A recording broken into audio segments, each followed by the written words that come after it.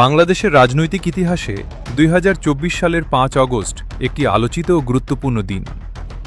জুলাই আন্দোলনের ধারাবাহিকতায় সেদিন দেশের ক্ষমতার পালাবদলের সঙ্গে সঙ্গে বদলে যায় ব্রাহ্মণবাড়িয়ার আখাউড়া পৌরসভার রাজনৈতিক বাস্তবতাও। দীর্ঘ এক যুগেরও বেশি সময় ধরে পৌরসভার নেতৃত্বে থাকা মেয়র তাকজিল খলিফা কাজলের রাজনৈতিক অধ্যায়ে নেমে আসে আকস্মিক বিরতি। সেদিন সকাল প্রায় ১০টা। আখাউড়া পৌরমুক্ত মঞ্চের সামনে দলীয় নেতাকর্মীদের নিয়ে অবস্থান কর্মসূচিতে ছিলেন মেয়র তাকজিল খলিফা কাজল। তখনও হয়তো কেউ ভাবতে পারেননি কয়েক ঘন্টার ব্যবধানে বদলে যাবে পুরো দৃশ্যপট। দুপুর গড়াতেই পরিস্থিতি দ্রুত পাল্টে যায়। বিক্ষুব্ধ জনতা পৌর শহরের রাধানগরে অবস্থিত মেয়রের বাসভবনে হামলা, ভাঙচুর ও অগ্নিসংযোগ চালায়। ঘটনার সময় তিনি এলাকা ত্যাগ করেন।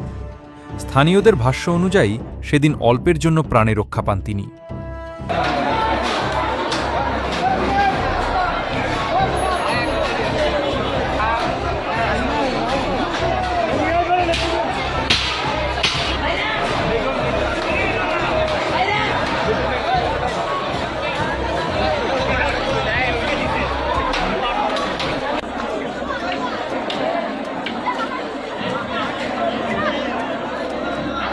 হামলার পর বাড়ির বিভিন্ন আসবাবপত্র ও মালামাল লুটপাটের ঘটনাও সামনে আসে। স্থানীয়দের কেউ কেউ দাবি করেন সেদিন মেয়রের বাড়ির টয়লেটের কমোড পর্যন্ত খুলে নিয়ে যাওয়া হয়েছিল।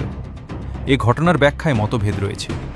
কারো মতে এটি ছিল দীর্ঘদিনের জমে থাকা ক্ষোভের বহিঃপ্রকাশ, আবার অন্যদের মতে পরিস্থিতির সুযোগ নিয়ে একদল সুযোগসন্ধানী ব্যক্তি লুটপাটে অংশ নেয়। ঘটনার পর বিভিন্ন সংবাদ মাধ্যমে প্রকাশিত প্রতিবেদনে বলা হয় তাকজিল খলিফা কাজল আত্মগোপনে চলে যান। পরবর্তী সময়ে তার অবস্থান নিয়ে নানা আলোচনা থাকলেও এ বিষয়ে বিভিন্ন দাবি স্বাধীনভাবে নিশ্চিত করা সম্ভব হয়নি। ২০১২ সালে প্রথমবার আখাউড়া পৌরসভার মেয়র নির্বাচিত হন তাকজিল খলিফা কাজল। এরপর টানা ৩ মেয়াদে দায়িত্ব পালন করেন। সরকারি তথ্য অনুযায়ী তার মেয়াদকাল ১৭ আগস্ট ২০২৪ পর্যন্ত নির্ধারিত ছিল। পরে প্রশাসক পৌরসভার দায়িত্ব গ্রহণ করেন। ৫ অগস্টের ঘটনাপ্রবাহ শুধু একজন মেয়রের বিদায় নয়, এটি ছিল আখাউড়ার স্থানীয় রাজনীতিতে এক নতুন অধ্যায়ের সূচনা।